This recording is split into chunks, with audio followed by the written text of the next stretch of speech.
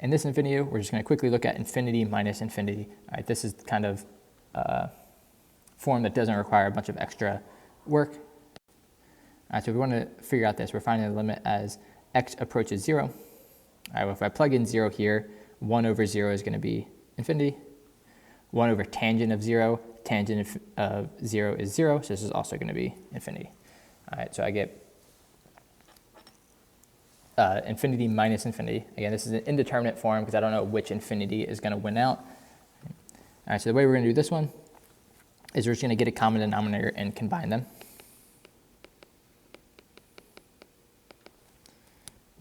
Let's see, so at the left-hand one I need to multiply by tangent over tangent.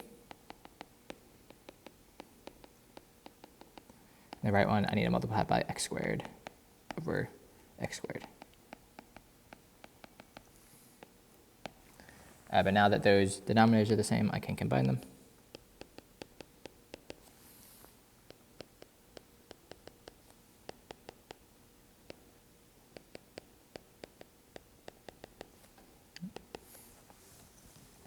And then if I try to plug in 0 into this, again, tangent of 0 is 0, so that's 0, that's 0.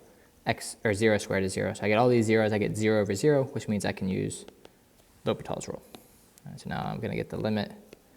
X approaches 0. All right, tangent turns into secant squared. X squared turns into 2x.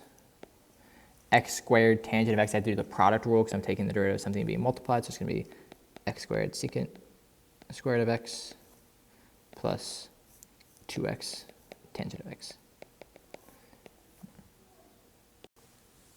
And now that I've done L'Hopital's rule, I always try to plug in 0 again. So let's see what's going to happen. I'm going to get secant of 0 is 1, so it's going to be 1, minus 2x, that's going to be 0. Secant of x is 1, that's 0. This is 0, that's 0. So the whole bottom's going to turn into 0. I'm going to get 1 over 0.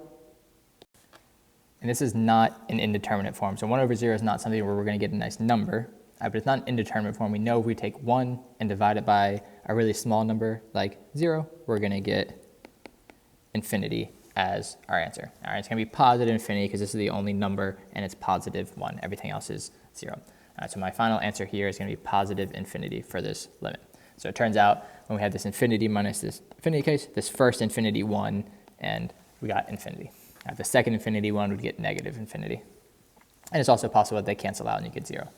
This is the only example we're going to do in this indeterminate form because this is pretty much the exact way you would probably think about doing it. There's no extra real thing. You have fractions and you're doing a limit. Getting a common denominator and combining them makes sense. Once you do that, you recognize you can use L'Hopital's rule, and then it's just like all the problems that we've been doing before. So this one, nothing extremely new. Just knowing that whenever you have fractions, you can always get a common denominator to combine them.